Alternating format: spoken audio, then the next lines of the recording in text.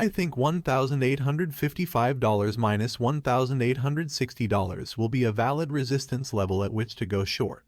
Following the chart instructions will allow you to earn extra profits. I will keep you updated. Please subscribe to my channel.